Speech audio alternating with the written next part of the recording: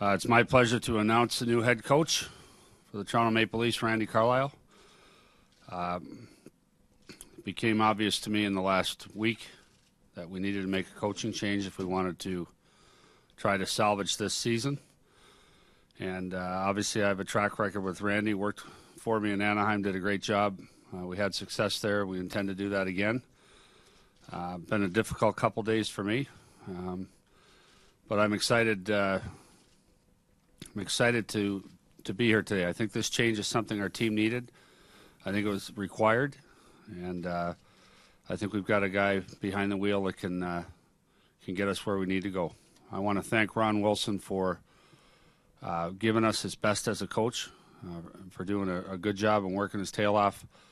And I'll talk more about that, but I'll let Randy answer any questions you have, and then we'll let Randy get on with the day.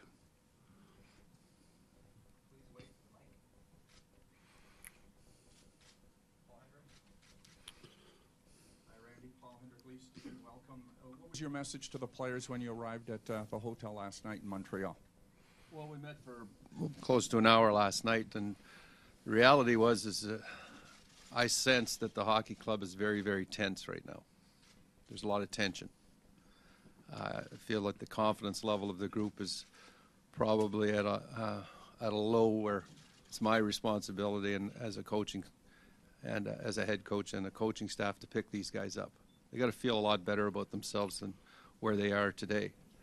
I remember this hockey club playing against us in Anaheim, and the number one thing that they were able to prove to me as an opposing coach is they could skate.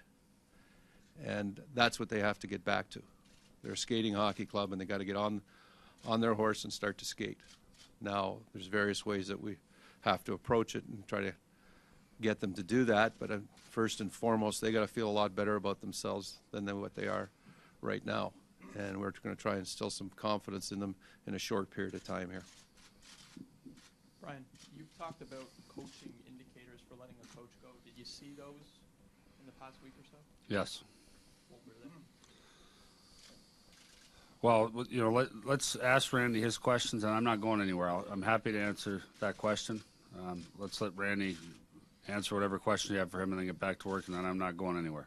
Randy, what's the first thing you do? Just basically tell guys to relax and enjoy themselves? Well, again, it's easier said than done. There's a lot of pressure that's put on the professional athlete, and in the market in which we play in, expectations are high.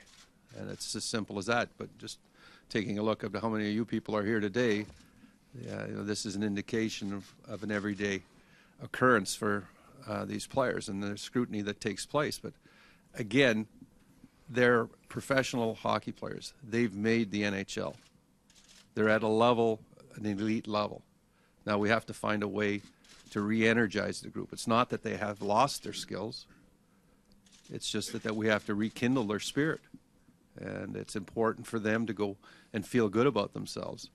They have an opportunity now to show a new face, a first-time impression. And that's what we talked about. I'm new here, and let's make sure that you give me everything you've got, both on and off the ice. And there's going to be some adjustments that are going to be required.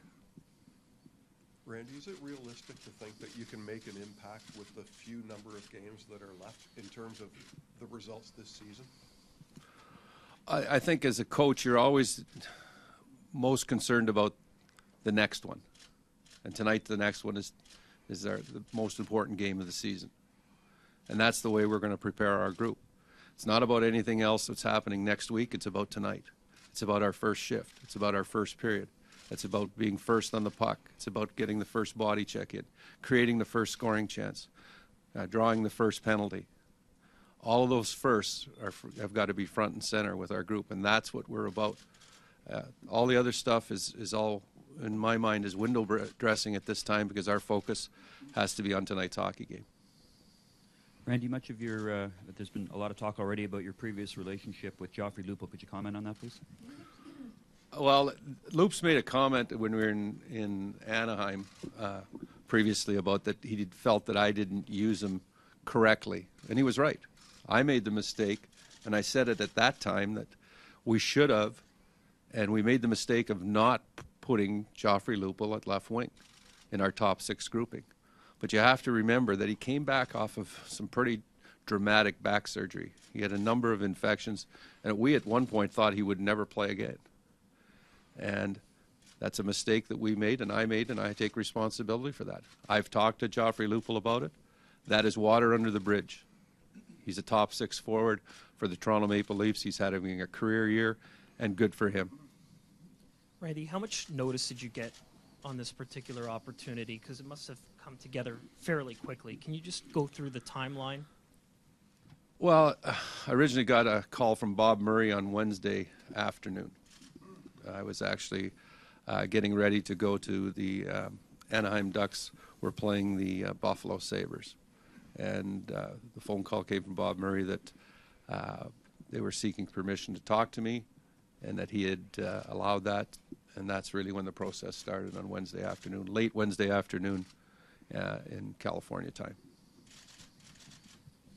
Hi, it's Rosie McMahon of Toronto Star. Was there ever any, inclination about saying no to this position? Doubts that were going through your mind, or your own, you also having to deal with the stresses of being in Toronto? Well, there's always pressure that comes with being a head coach in the NHL. And the hockey part of it is one thing, but the media responsibility and component is another one. And in this market, it's huge. You have to understand that, and you have to accept that responsibility. And to say that you haven't thought about it, or I didn't think about it, I had consultation with my family. And to me, that's the most important thing in this decision was once my family had given me the green light and said, Dad, if you feel like doing this, you think this is the right thing for you to do, don't worry about us. We'll go where you go. And that really was the turning point for me. Randy, how close have you been able to follow this team from afar this year? And then maybe in the larger picture, as a former Leaf, have you always sort of tracked the way this organization has gone? Again, living in California, hockey starts at 4 o'clock. So my wife isn't really happy when the TV goes on and we're watching hockey till 10:30 at night. But lucky enough, I can afford 2 TVs. And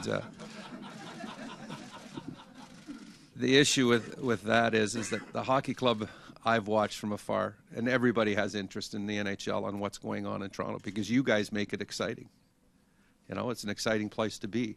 You're center stage, and you're part of the people that put it there.